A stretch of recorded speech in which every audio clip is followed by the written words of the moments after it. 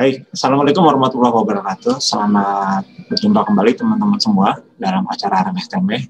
Hari ini kita akan berbicara tentang pendidikan anak usia dini. Hari ini saya alhamdulillah bisa dihadirkan seorang praktisi PAUD yang memang sudah berpengalaman di PAUD.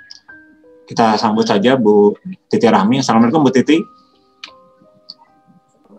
Waalaikumsalam warahmatullahi wabarakatuh Pak Ari. Apa kabar Bu Titi? Sehat? Alhamdulillah Pak Ari sehat. Gimana kabarnya Pak Ari remeh-temeh?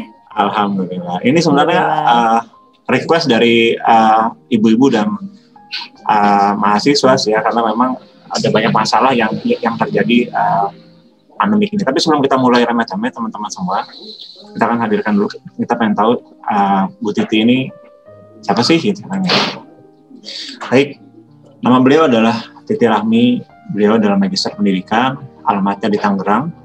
Pendidikannya S1 PAUD UNJ, lalu S2-nya juga PAUD UNJ. Pekerjaan beliau adalah asesor bahan PAUD PMF. Pendidikan apa Bu? Pendidikan anak usia dini, pendidikan non formal. Pendidikan non formal. Nah, lalu beliau juga menjadi dosen PAUD di Universitas Muhammadiyah Tangerang. Ini kalimat mutiaranya yang luar biasa ya. Jadilah orang yang bermanfaat untuk orang lain. Mungkin pertanyaan saya ya, kepada Bu Titi yang pertama, apa Bu menariknya atau interestingnya PAUD nih? Ibu ini kan dari S1 PAUD, S2 PAUD, lalu berkarir di PAUD sampai menjadi asesor bahan PAUD gitu. Mungkin bisa diceritakan apa dari kecil Ibu suka anak-anak atau memang bagaimana sampai akhirnya kok jadi seorang praktisi PAUD gitu. Ya, Pak Ari, terima kasih Pak Ari. Jadi gini Pak Ari, kalau kita flashback nih Pak Ari, aduh jadi mengenang masa lalu nih saya jadinya nih. Jadi kalau di flashback sebetulnya saya nggak ada ranah ya untuk masuk ke dunia PAUD di awal itu ketika SMA, ketika SMP, nggak ada ranah sama sekali masuk ke dunia PAUD. Tapi karena memang kakak saya itu jurusan psikologi ya, sehingga ketika masuk SBMPTN itu saya bingung nih, dalam artian mau masuk negeri tapi di mana gitu. Tapi yang passing grade-nya itu bisa terlampaui. Nah, ketika itu saya melihat ada dua pilihan antara PAUD atau PLS, pendidikan luar sekolah. Nah, ketika di situ saya melihat, padahal saya udah melamar, ibaratnya bukan melamar ya, saya udah coba ke universitas lain yang swasta. Saya karena senangnya akuntansi dulu Pak Ari. Senang banget sama akuntansi karena saya anak IPS bukan anak IPA. Karena IPS bukan anak IPA. Nah, tapi karena ya memang qadarullah ya, jadi ibaratnya saya konsultasi dengan kakak, ambil aja ini, sukanya di mana, lebih condongnya kemana. Akhirnya kayaknya anak-anak seru deh gitu. Jadi hanya pemikiran kayaknya anak-anak seru deh. Itu doang pemikirannya. Nah, akhirnya di pilihan pertama saya ngambil PAUD, yang keduanya PLS. Dan ketika dilihat passing grade-nya memang lebih tinggi PAUD dibanding PLS. Makanya PAUD saya ambil yang pertama, PLS saya ambil yang kedua. Nah, ternyata ya alhamdulillah zaman dulu kan masuknya koran ya Pak Ari ya, yang lulus SBMPTN itu. Nah, ketika dilihat alhamdulillah dapetnya PAUD. Dan di situ saya blank, nggak ngerti sama sekali dunia PAUD, nggak ngerti sama sekali dunia anak, tapi mau nggak mau, suka nggak suka ya, karena saya udah berkecimpung ibaratnya udah kadung ngambil ini ya, walaupun saya awalnya sukanya akuntansi, tapi ketika saya berpikir gini, ketika saya udah ngambil di satu tempat dan saya berkecimpung di situ, saya harus maksimal seperti itu. Nah, ketika saya berpikir ini kalau cuma kuliah aja nggak bisa nih, nggak dapet feel-nya gitu ke anak-anak. Akhirnya di semester 1 saya masuk ke kelompok sosial pencinta anak UNJ, Taman Kanak-Kanak Keliling, yang notabene itu adanya cuma di Jakarta Pusat, Jakarta Utara, Jakarta Barat, Jakarta Timur. Karena memang KSPL berkecimpung di Jakarta aja. Nah, saya milih kan, saya mau ikut pengurus apa mau ikut ngajar nih. Akhirnya saya penasaran, ya udah karena memang masih awal ya Pak Arya, semester 1 gitu, saya ikut ngajarnya dulu aja, ikut ngajar. Nah, ikut ngajar saya dapat di daerah Johar Baru, Jakarta Pusat. Itu daerah situ tahu sendiri Pak Arya, daerah situ itu daerah banyak pencopet, daerah banyak pemulung dan segala macam. Tapi luar biasa pendidikan di sana itu, saya bertempat itu nyari-nyari tempat itu dapat lokasi RW. lokasi RW, izin RW segala macam, akhirnya dibukalah TK di situ, TK keliling KSPWNJ. Nah, free, nggak dibayar, kita guru bener-bener terjun ke lapangan, jadi berarti kayak anak magang gitu Pak Ari, cuman ini anak magangnya beda gitu ya, anak magangnya emang kita cari sendiri, tapi di bawah naungan organisasi gitu, jadi kita memang ada di organisasi universitas gitu, dulunya seperti itu. Nah, akhirnya berkecimpung di dunia pertekaan itu selama sekitar 4 tahun, dari awal saya kuliah sampai lulus, pun saya masih berkecimpung di ketekaan yang memang free, tidak dibayar, dan memang luar biasa, dunia anak-anak itu wow, ya, dari orang tua yang memang sama sekali nggak paham dunia anak, tapi anaknya itu pengen pinter, itu saya dapat. Dan ketika ibaratnya jalan di Johar Baru itu kan banyak yang jalan sempit ya, ketika jalan tiba-tiba ada anak orang tua yang memang pencopet, saya jalan nih Pak Ari dari lingkungan pencopet nih, permisi Pak, permisi gitu. Jangan jadi gangguin, itu guru anak saya. Jadi yang ibaratnya yang mau iseng aja jadi nggak berani gitu, karena emang ibaratnya itu guru gitu. Jadi yang saya ngambil positifnya, ya Allah ternyata ya memang lingkungan seperti ini pun sama guru luar biasa hormatnya. Walaupun saya waktu itu masih semester 1 semester 2 gitu di Johar Baru itu.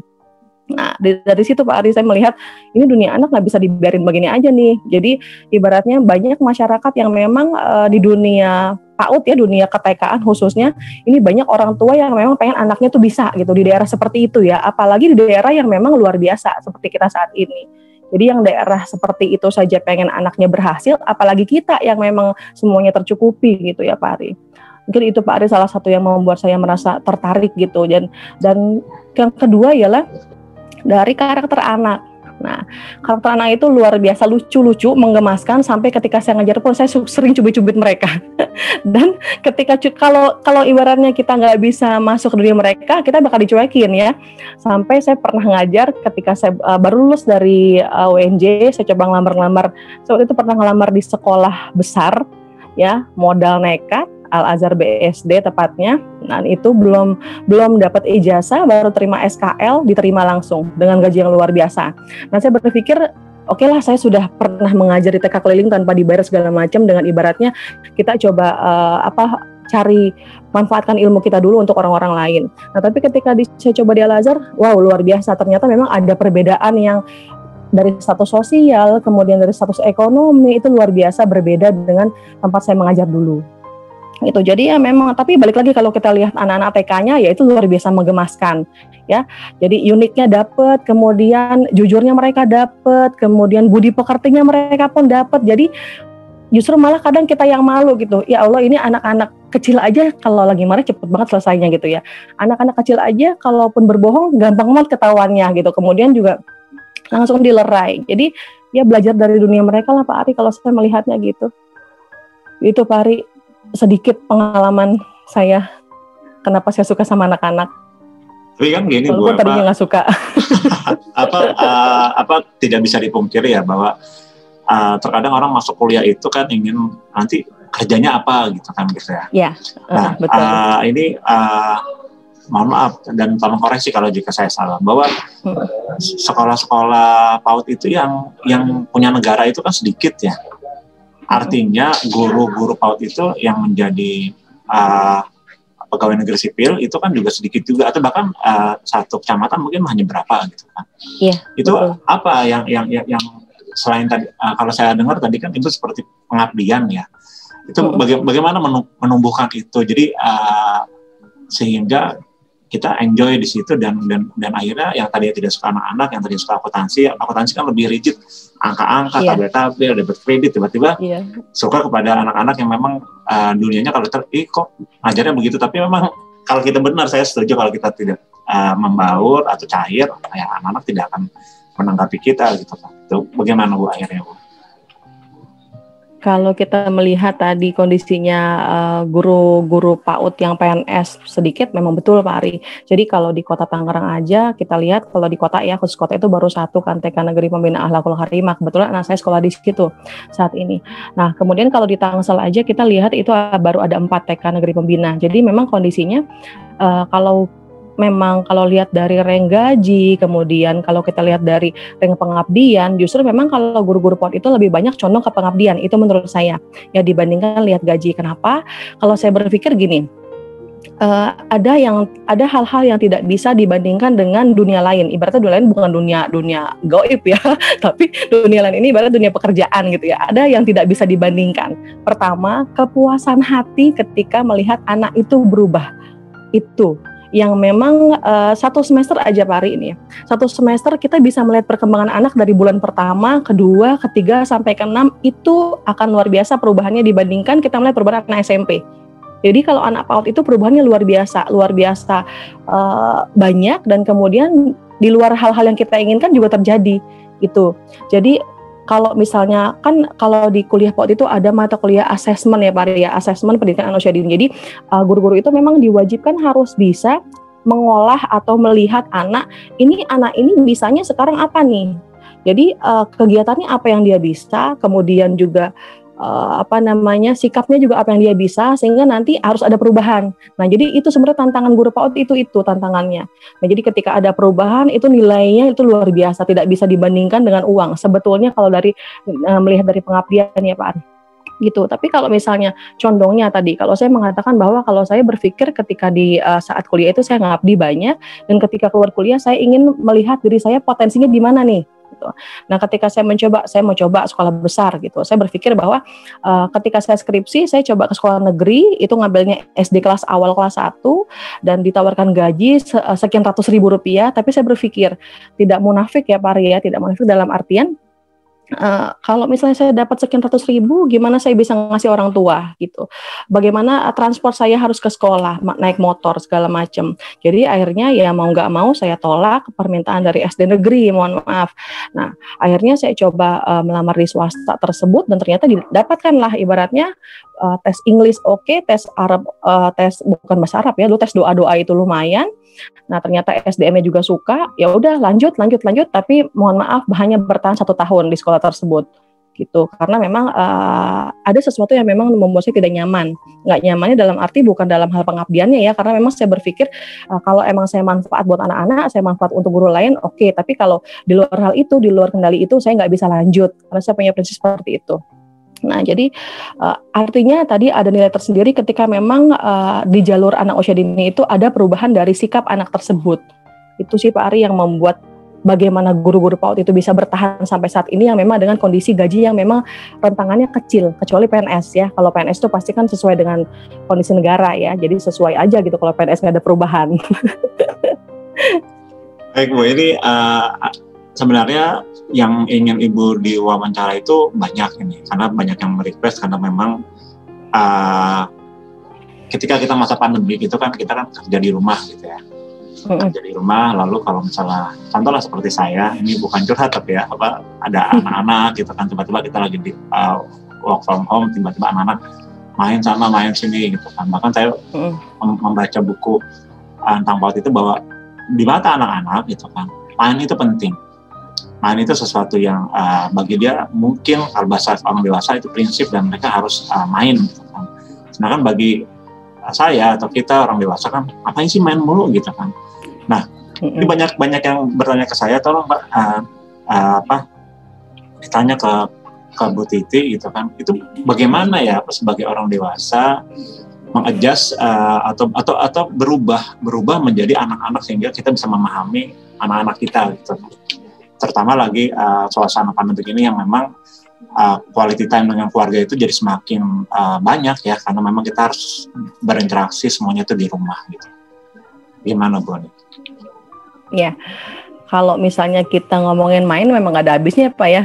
Jadi sebenarnya bukan hanya anak yang butuh main, tapi orang tua juga butuh main. Cuman kadarnya memang beda. Kalau kadar yang anak-anak butuhkan itu kan ibaratnya menyenangkan. Itu yang pertama. Kalau mereka udah seneng main, artinya ya semuanya bisa kita masukin. Imajinasinya dia bisa kita masukin, mencoba hal baru bisa kita masukin, ekspresinya mereka juga bisa kita masukin, bahkan motoriknya pun bisa kita masukin. Nah, sebetulnya kalau misalnya di masa pandemi ini saya juga merasakan ya Pak, ada perubahan total drastis ya ketika kita WFH di rumah dengan kondisi anak juga kerja di rumah ya, kerja dalam artian sekolahnya juga di rumah. Jadi benar-benar drastis total yang memang awalnya pasti saya yakin orang tua manapun pasti akan mengalami cenderung stres ya di awal-awal. Saya pun sama demikian Pak, jadi ngubah waktunya luar biasa gitu. Nah, cuma seiring dengan perjalanan waktu ya karena memang Pertama ya alhamdulillah kita di bidang pendidikan dibekali ya Pak ya, dibekali dengan psikologi anak gitu ya. Jadi ibaratnya tidak terlalu sampai drastis sekali ketika ingin mengubah jadwal. Nah, kalau di saya sendiri Pak sharing ya Pak ya, sharing-sharing aja. Kalau di saya sendiri ini karena memang anak saya usianya itu juga TK. Nah, ketika pandemi itu TKA, TKA-nya itu semester kedua ya, semester kedua. Nah, di awal memang saya agak jenuh. Ini gimana caranya? Kemudian tuntutan dari sekolah juga banyak karena TKA-nya anak saya itu awalnya bukan di sekarang Pak, bukan di TK Negeri Pembina tapi di TK swasta gitu ya, dengan tuntutan segala macam, hafalannya banyak, kemudian KBM-nya banyak, bermainnya banyak, kemudian bacanya juga disuruhnya banyak. Saya sempat aduh gimana nih kalau tiap hari. Nah, udah gitu setiap jam 8 malam Pak kita harus setor ke guru maksimal jam 8. Jam 9 malam guru menyerahkan kembali materi ke kita. Drastis kan, saya malam-malam harus nyari origami, harus bikin lipatan. Nah besokannya saya kasih ke anak lagi. Jadi ibaratnya kita jadi guru juga gitu kan, ngajarin juga, ngurusin anak juga, ngurusin suami juga, ngurusin WFH juga. Oh my god, gitu kan. Tapi ya mau bagaimana lagi, kondisinya memang begini gitu kan, nggak bisa dipungkiri. Lama-lama kalau misalnya nggak dijalanin bisa stres, bisa gila sendiri gitu kan. Lagi perempuan nih Pak ya kan, kalau perempuan tingkat stres cenderung tinggi dibanding laki-laki kan ya. Nah tapi ya akhirnya ketika itu saya berpikir harus bisa nih. Ya udah pelan-pelan saya nyusun jadwal, komunikasi dengan suami juga. Gimana nih caranya nih biar bisa bagi waktu antara saya, suami sama anak. Betul di rumah juga ada nenek Pak. Jadi kalau saya sempat keluar dulu nanti nenek yang nge-handle gitu ya. Nah, jadi ya intinya kalau memang kita ketika kita WFH, kita arahkan anak dulu di awal. Kita arahkan anak jadwal untuk mengajar, kalau saya dipanggil ambu ya Pak. Jadwal ngajar ambu itu hari Senin, Rabu sama Kamis deh, siang sampai sore. Jadi siang sampai sore boleh masuk kamar, tapi nggak usah pakai ganggu ya, gitu saya gituin. Jadi artinya ketika siang pure itu buat saya sampai sore, siang sampai sore itu buat saya. Nah, jadi anak itu ketemu saya itu main, belajar segala macam pagi sampai siang dan sesi malam. Jadi sore sampai malam itu saya langsung komunikasi lagi dengan anak, main lagi dengan anak. Itu sih Pak, jadi penentuan jadwal, komunikasi dengan pasangan itu sangat penting ya Pak. Terus kemudian ada aturan yang memang harus dilakukan sesama anggota keluarga. Soalnya kalau nggak gitu Pak, udah biar pecah semua. Gitu. Jadi memang kadang-kadang juga teori itu tidak semudah praktek ya Pak. Gitu ya. Kadang juga saya juga ketika ngajar juga tiba-tiba anak, Bu, ngelihat saya lagi nge-zoom nih, dia langsung halo gitu di Zoom kan. Saya langsung mute dulu tuh. Halo Bu, halo gitu. Udah Dek, kalau udah selesai keluar lagi ya. Udah kan? Jadi ibaratnya mereka anak-anak saya itu jadi ibaratnya silakan deh kalau mau ekspresi dulu sebentar di depan Zoom ketemu dengan mahasiswa gitu ya. Tapi kan kalau di luar Zoom misalnya, kalau di Zoom ada tapi bukan mahasiswa kan repot juga kan kalau dari instansi lain kan. Coba, Bu Titi, anaknya dibawa-bawa kan gak enak juga gitu kan. Cuma ini kondisinya mahasiswa, alhamdulillah masih mau nauin gitu kan. Berarti oh ya udah gitu, karena memang sama-sama jurusan PAUD dan kemudian juga mereka juga banyak yang punya anak. Kondisi seperti itu. Jadi kalau udah begitu ya udah, dia sudah mengekspresikan bahwa dia ada dan sudah Allah Akbar, maaf. Dan sudah mengaktualisasikan dirinya. Jadi ya dipikir anak saya ya udah berarti sudah selesai. Jadi dia silakan main lagi keluar gitu. Mungkin itu Pak Ari kalau untuk setelah pandemi ini. Mohon maaf nih Pak Ari, barusan handphonenya jatuh. Oh, ya itu saya juga sempat kaget juga tadi. Kira-kira saya handphonenya jatuh. Karena kan lagi ini lagi banyak musibah. Saya ada gempa apa?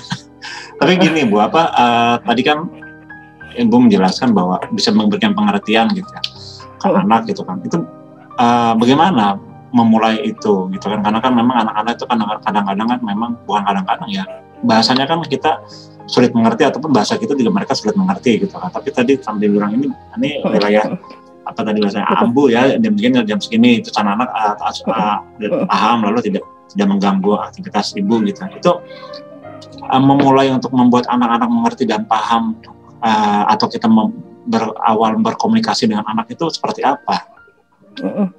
Ya, baik Pak. Kalau kita sharing time di saya ini seperti ini Pak. Kalau abis maghrib itu kan kita punya waktu kumpul. Nah, biasanya kita ada waktu konferensi meja bundar tuh antara saya, anak sama suami tuh Pak. Jadi ketika makan, nah setelah makan, nah itu biasanya kita ngobrol. Di situ kita ngobrol dulu. Jadi ibaratnya memang sih ibaratnya kalau lagi makan nggak boleh ngomong ya. Tapi di saya enggak. Kalau lagi makan boleh aja ngomong. Justru pada saat makan ya kan itu tuh ngumpul gitu. Pada saat makan ngumpul, canda tawa segala macam. Nah, setelah makan, setelah kenyang, baru diulangi lagi perkataan yang memang kita inginkan untuk esok harinya. Jadi sebetulnya waktu-waktu yang tepat itu ya gitu Pak, ada ngumpul bareng, kemudian sambil bercanda, kemudian diulangi lagi. Tapi saya yakin Pak, anak-anak memang kadar lupanya juga cepat, tapi kadar ingatannya juga cepat. Jadi kalau misalnya kita kasih tahu sekali, pasti mereka akan ngulang lagi dalam artian yang mana ya. Nah jadi memang harus perlu kesabaran diulang-ulang. Contohnya sampai hari ini pun tadi anak saya juga kan ada kondisi ketika anak saya tadi hari ini baru tadi siang itu sempat dikasih tahu kalau mau keluar izin dulu. Nah tapi hari dia nggak izin lagi, tiba-tiba hilanglah dia kemana ya, saya cari di tempat tetangga nggak ada, neneknya juga cari tetangga ada, ternyata memang di tetangga yang depan. Nah tuh kan nggak izin, tapi kan kalau kita marah juga salah ya, akhirnya udah dibilang pelan-pelan. Siangnya ketika habis Jumatan hilang lagi, nggak ada. Padahal ke masjidnya sama bapaknya gitu ya, tapi bapaknya nyampe duluan, lah anaknya mana gitu, anaknya kemana ya. Nah jadi ternyata ketika kontak ada di rumah kakak saya, dia jalan sendiri. Ibaratnya anak 5 tahun udah berani jalan-jalan begini ya gitu mikirnya. Cuman ya nggak apa-apa lah kalau untuk keberanian nggak apa-apa, tapi kalau nggak izin kan itu yang bahaya. Jadi ketika datang sempat saya ajakin ke kamar, ayo ke kamar dek, kamar. Jadi kalau ngasih tahu anak biasanya saya ajak 4 mata Pak. Jadi ibaratnya orang lain gak ada yang tahu, tapi saya ajak ke kamar, saya ngomong berdua. Sini dek, duduk deh. Jadi saya kasih awalan dulu. Tadi dari mana? Terus kemudian tadi pagi adik kemana? Coba dong ceritain lagi. Ke Jetro, nggak izin ya, lupa iya lupa. Nah jadi intinya kadar lupanya banyak, tapi memang harus kita ingetin terus Pak, karena memang kondisinya kan golden age ya, 80% semuanya di masa awal. Jadi kalau kita nggak kasih tahu lagi, pasti mereka akan lupa. Jadi harus terus-terusan dikasih sehingga jadi pembiasaan. Nah kalau pembiasaannya itu terbentuk, jadi lama-kelamaan dia akan izin terus. Karena beberapa minggu lalu dia kalau keluar selalu izin karena memang saya kasih tahu. Tapi ketika kemarin sampai tadi dia tiba-tiba keluar nggak izin karena memang udah asyik belajar di rumah. Tapi tiba-tiba, Bu boleh main nggak? Boleh, silakan keluar, boleh. Tapi dia lupa izin mau kemana gitu, sehingga ketika kita cari kemana dia yang nggak ada, telepon mamanya Gani nggak ada, ke Dastan juga nggak ada. Ternyata dia ada di Jetro. Saya juga nggak punya tetangga Jetro di depan. Sepedanya ada dimasukin ke rumahnya kan juga nggak kelihatan kan, ternyata ada sepedanya bener nggak kelihatan. Jadi itu sih Pak, jadi intinya pengulangan ya, pemberitahuan dengan cara pengulangan, kemudian juga usahakan komunikasi dengan pasangan juga, sehingga anak juga ketika itu juga anak ada, pasangan ada, komunikasinya biasa aja tapi yang masuk ke hatinya dia. Itu Pak Ari, sedikit sharing. Bagaimana Bu mengatur tadi itu kesabaran ya, tadi kan mungkin pas nyari anak yang nggak ada kemana nih kan pasti kan soalnya bukan atau perempuan kan lebih cenderung dekat ke emosi ya gitu kan. Itu bagaimana bisa akhirnya menahan diri untuk saya tidak boleh marah atau apa itu sulit nggak sih kalau seperti itu? Kalau dibilang sulit pasti sulit Pak Ari, tapi kita balik lagi gini. Anak saya 5 tahun gitu kan ya, 5 tahun. Kalau saya marahin juga kasihan otaknya kan ya, ada otak limbik, sistem limbik segala macam. Kasihan kalau dimarahin. Terus yang kedua, ketika belajar pun kadang saya suka manyun gitu Pak. Ketika saya belajar pun saya suka manyun dalam artian, kok nggak bisa sih gitu kan ya. Gitu nggak bisa gitu kan. Cuma saya balik lagi pikirnya gini, ya Allah dia baru 5 tahun, ya wajar atau nggak bisa gitu kan. Intinya kita perlu. Jadi intinya dibalikin lagi Pak. Kalau misalnya saya mikirnya gini. Saya pernah dengar kajian Ustadz Adi Hidayat, kalau misalnya kita dengan kondisi yang memang lagi pengen marah, kita lihat lagi lawannya marah apa gitu. Jadi pengen marah nih, lawannya marah apa ya? Nah, sabar gitu. Jadi saya ngebalik-balikin ke situ Pak. Jadi kalau misalnya mau begini lagi, sabar. Kalau misalnya ada yang begini, jadi kalau lihat yang negatif, lihat juga yang positifnya. Jadi dibalik-balikin gitu. Jadi kalau misalnya, tapi kalau yang udah positif jangan kita lihat yang negatif ya Pak. Jadi yang positif bagusnya positif. Tapi kalau udah lihat yang negatif, hal negatif, balikin ke positifnya. Itu sih Pak kalau saya lihat dari hal tersebut yang tadi ditanyakan oleh Pak Ari. Gitu. Berarti ini Ibu bisa seperti ini, salah satunya mungkin ya, ini dugaan saya. Salah satunya karena mungkin Ibu mengambil jurusan PAUD mungkin ya. Jadi Ibu paham kondisi anak, kondisi keluarga, bisa jadi Bapak, betul.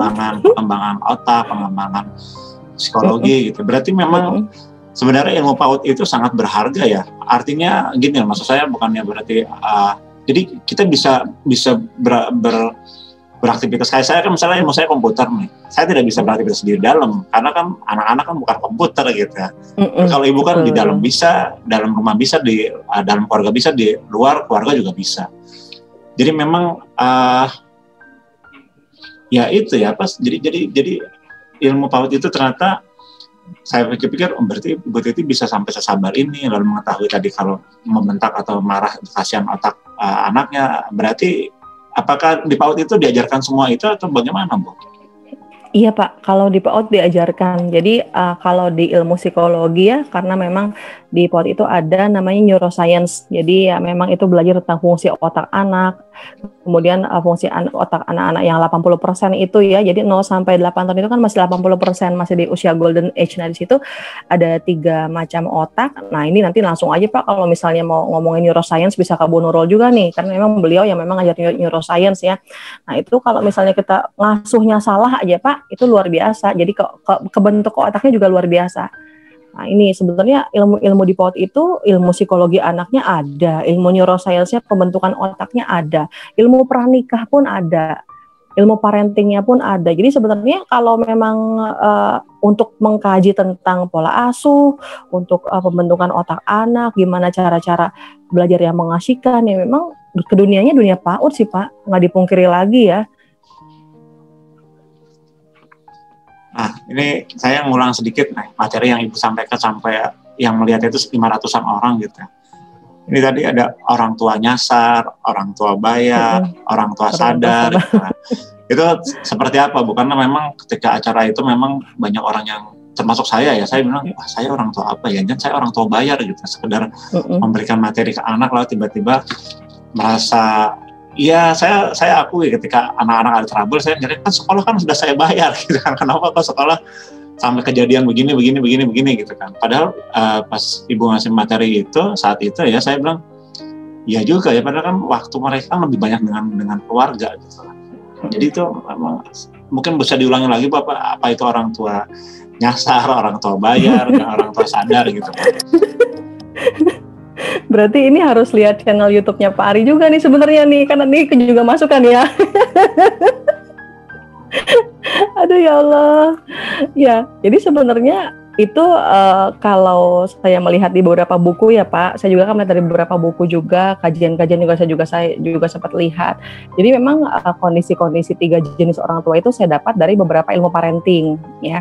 Dari ilmu parenting ayah ada, ilmu parenting ibu juga ada. Jadi kalau misalnya kita lihat dari kajian ilmu parenting, saya ngambilnya dari Bunda Ucu Sulastri. Itu yang saya ambil untuk kajian kemarin untuk ilmu parentingnya. Nah, itu saya kombinasikan. Kenapa ada 3 macam itu? Ya memang karena kondisi di kita di Indonesia itu memang kondisinya 3. Jadi ada kondisi orang tua yang bayar, ya, ada kondisi orang tua yang sadar ya. Satu lagi kondisi orang tua yang apa tadi Pak Ari? Nyasar. Nah, kalau kondisi yang orang tua yang nyasar itu ya ibaratnya kayak lurus aja, dalam artian lurus segini. Habis usia 5 tahun, habis TK masuk ke SD. Ya, jadi mikirnya itu polanya gitu. Pendidikan habis anak TK masuk ke SD. Habis SD jenjangnya SMP. Habis SMP SMA, habis SMA kuliah S1, targetnya habis S1 nikah. Nah, kerja, habis kerja nikah. Habis nikah punya anak. Habis punya anak begitu terus. Nah, itu masuk yang kategori pertama. Jadi lurus aja gitu. Itu orang tua yang nyasar, dalam artian ya udah ikuti pola kehidupan aja seperti itu, yang memang tidak mau belajar tentang ilmu parenting, yang emang kalau udah punya anak atau pranikah itu harus nyari yang begini nggak ada. Jadi ibaratnya sebatas ya begitu gitu, nyasar dalam artian udahlah ya kondisi anaknya begini ya begini aja, udahlah kondisi suami begini aja, kondisi istri begini terima aja apa adanya. Nah itu yang nyasar gitu Pak. Kalau lihat dari kondisi di kita ya. Nah Berbeda dengan orang tua yang kedua, orang tua bayar. Nah, kalau orang tua bayar ibaratnya semua itu dipentingkan dengan materi. Jadi pendidikan anak ditaruh di sekolah yang mahal karena memang saya pengen lulusan anak saya bagus gitu. Ya memang juga saya juga tidak menafik pengen ke anak saya lulusannya baik gitu ya Pak ya. Tapi kita juga harus cek-recek juga, jangan sampai kita bayar mahal-mahal tapi nanti memang lulusannya gitu ya, CPL-nya kalau di kuliah ya, CPL-nya itu 0 gitu. Tapi tadi balik lagi, ketika kita sudah memasukkan anak kita di sekolah yang unggulan dalam artian mahal, kita juga nggak boleh tinggal diam. Bukan berarti kita tahu lulusannya begini, tapi kita nggak ngapa-ngapain. Nah, itu juga salah. Karena ketika kita masukkan anak ke sekolah yang kita tuju, otomatis kita harus tahu ini dalamnya gimana sekolahnya. Jangan sampai kita salah masuk. Nah, udah bayar mahal-mahal, salah masuk. Nah, itu yang dikatakan orang tua bayar. Nah, kita kan pengennya kan yang murah, tapi bagus ya Pak Ari ya. Ada kayaknya dulu. Nah itu dia, nggak ada. Saya juga nyari-nyari di Tangerang mana ya SD yang murah tapi bagus, nggak ada Pak Ari. Jadi rata-rata ya, kecuali negeri ya, negeri saya katakan memang kalau negeri itu kita nggak bisa meminta lebih ya, karena memang semua dari negara, kurikulum pun juga ngikutin negara. Tapi banyak kok negeri yang bagus, saya katakan demikian ya. Ya tergantung dari SDM-nya saja sebetulnya, dari pimpinan sama SDM. Kalau pimpinannya oke, bagus, SDM-nya juga saya yakin pasti bagus. Nah cuman saya belum pernah nyari tuh di kota Tangerang yang begitu. Kalau untuk tingkat SD, karena kan saya mikirnya kan karena memang anak saya mau masuk SD nih Pak Ari. Jadi kemarin tuh udah dari bulan November udah survei SD, ketemulah nih SD yang menurut saya wah ini keren nih. Biayanya lumayan keren juga sih, cuman masih di bawah yang lebih keren. Ada lagi yang lebih keren daerah Pabrik sana ada yang bagus banget tuh. Cuman aduh kayaknya saya lihat kantong jus diri juga deh ya, kayaknya nggak mungkin gitu. Puluhan juta Pak Ari, sampai di atas angka 2. Kan mikir juga kita orang tua masuknya, aduh kuliah aja nggak semahal ini. Tapi kalau dilihat dari sarana prasarana, kemudian dilihat dari kurikulum, itu saya sampai ketika ke sana dibongkar itu Pak Ari kurikulumnya. Wah ini luar biasa ini sekolah. Kemudian tapi SDM-nya Pak Ari, kalau mau tahu itu dari UMT juga. SDM-nya yang ngajar SD-nya dari UMT FAI, pertama FAI, kedua PGSD. Terus kalau yang di itu yang SD ya, kalau yang di PAUD-nya ada yang PAUD UMT juga ada, FAI juga. Banyak kan FAI justru malah yang masuk ke sekolah itu tuh. Ya saya nggak bisa sebut namanya ya. Jadi promosi. Iya jadi promosi ntar, aduh. Sampai saya ngasih tau ke suami, nih keren banget nih sekolah nih. Kurikulumnya dibongkar semua gara-gara kesana gitu kan langsung. Berapa mau masuknya? 20 sekian. Langsung kita miring semua. Bayaran per bulan berapa? 1,5. Miring semua Pak. Aduh ya Allah. Ya sudah, akhirnya kita itu emang udah gak masuk ke ranah kita ya Pak. Ibaratnya jauh juga dari rumah kan, sekitar setengah jam lebih. Tapi udahlah, cari yang terdekat, tapi yang memang kurikulumnya itu isinya itu lumayan gitu, bagus lah ibaratnya. Bisa dilihat dari konteks anak usia dininya gitu. Itu Pak Ari sedikit sharing tentang jadi kayak SD dia tuh. Apalagi tadi Pak Ari nanyanya ya, saya lupa. Lalu yang terakhir itu orang tua sadar gitu. Oh ya, orang tua sadar. Nah, orang tua sadar itu ibaratnya orang tua yang benar-benar ya melihat bahwa keluarga itu adalah seutuhnya itu ya harus dididik ya Pak ya. Jadi orang tua sadar harus saling mendidik, harus saling mengingatkan satu sama lain. Jadi artinya yang orang tua sadar ini ialah melihat perkembangan dari keluarganya. Jadi kalau suami itu harus bisa didik istrinya, kemudian istri juga harus bisa mengingatkan suami, kemudian juga istri sama suami itu kerjasama bagaimana membentuk anak-anak kandungnya ya, anak-anaknya untuk menjadi generasi yang memang bagus gitu ya, rohani lah seperti itu. Jadi yang enggak cuek bebek, yang memang memperhatikan kebutuhan suami apa, kebutuhan istri apa, kebutuhan anak apa. Bukan hanya sekedar materi, tapi juga rohaninya juga harus dilihat.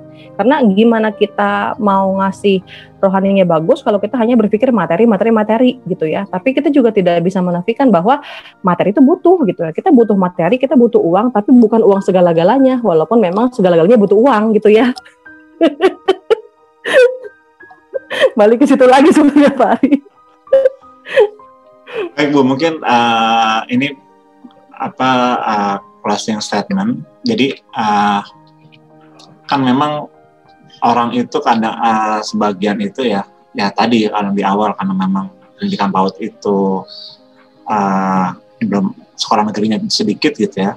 Tapi ternyata pas kita ngobrol di Remetame ini kan ternyata ilmu PAUD itu luar biasa gitu kan. Bahkan itu tadi yang saya katakan bisa dipakai juga di keluarga gitu kan, dan juga kita bisa mengambil di luar. Mungkin ada motivasi dari Bu Titi bagi teman-teman yang ingin masuk ke PAUD atau teman-teman yang sekarang sedang belajar kuliah di PAUD itu, bahwa ini loh ilmu itu akan bisa membuat keluarga kita begini dan seperti tadi. Jadi akhirnya kita jadi mengetahui bahwa keluarga kita tuh menjadi mudah-mudahan menjadi keluarga yang harmonis dan juga bisa semuanya itu berjalan bersinergi gitu antara suami, istri dan anak-anak. Ya, baik. Kalau untuk teman-teman mahasiswa yang ketika masuk PAUD di awalnya itu berpikir bahwa masuk PAUD ngapain sih, cuma nyanyi doang gitu kan ibaratnya. Tapi ketika mereka masuk, ini banyak dari teman-teman mahasiswa yang memang sampai semester 5 nih ya. Saya kalau ngeliat status mahasiswa semester 5, ya Allah selamatkanlah mahasiswa semester 5 gitu kan ya, dari banyaknya tugas gitu kan ya. Nah, dari situ saya sudah bisa melihat bahwa ini PAUD gitu kan ya, PAUD yang bukannya ece-ece, bukannya cuma asal-asal, tapi ini loh mereka gitu, sampai mereka harus bikin program daycare, program TK, program KB, kemudian mereka harus observasi ke sekolah dengan kondisi yang seperti ini, kemudian juga mereka harus buat panduan wawancara, bagaimana cara mereka nantinya ketika mau skripsi, membuat instrumen segala macam. Jadi yang teman-teman yang berpikir bahwa udahlah PAUD pilihan terakhir aja, nah itu jangan sampai seperti itu sebetulnya. Tapi ketika teman-teman yang sudah terlanjur masuk, saya katakan terlanjur, yang memang milih PAUD itu urutan yang terakhir ya, mereka akan beranggapan bahwa oh ternyata begini ya masuk PAUD, oh kerjaannya banyak ya, oh bisa bikin ini ya, oh bisa bikin sekolah ya. Dan ternyata alhamdulillah dari teman-teman alumni Pak yang memang sudah masuk PAUD, dan ketika keluar pun mereka beranggapan bahwa ilmu saya kepakai Bu, ilmu saya kepakai buat bikin sekolah, ilmu saya kepakai untuk parenting, ilmu saya kepakai di ranah kepala sekolah. Jadi itu Pak yang saya berpikir bahwa alhamdulillah kalau memang manfaat, alhamdulillah kalau memang ternyata mata kuliah di PAUD itu bisa membuat mereka lebih diapresiasi di luar sana. Itu yang untuk teman-teman alumni sama teman-teman yang sedang kuliah. Nah, kalau untuk teman-teman yang lulusan SMA ataupun memang guru-guru yang masih bingung gitu ya mau masuk PAUD atau mau masuk apa gitu ya, walaupun memang sudah mengajari TK, silahkan kalau memang mau mengambil PAUD, tapi tadi balik ke hati nurani. Kalau memang teman-teman semua yakin bahwa teman-teman tulus cinta sama anak-anak ya, walaupun di awal nggak ada kecintaan seperti saya pada anak-anak ya, tapi saya yakin ketika teman-teman masuk dunia PAUD dengan hati nurani, ibaratnya ketika melihat anak-anak kecil itu, oh ini anak ya, unik ya, ini amanah ya, berarti ibaratnya tangan-tangan teman-teman sudah bisa mengubah mereka. Ketika teman-teman berpikir bahwa ini anak, ini titipan, ini amanah, saya harus mengubah mereka dengan tangan saya sendiri. Artinya dari pola pikir seperti itu aja, insya Allah teman-teman bisa mengubah mereka menjadi sesuatu. Mungkin itu Pak Ari dari saya. Oke, baik Bu, terima kasih atas waktunya.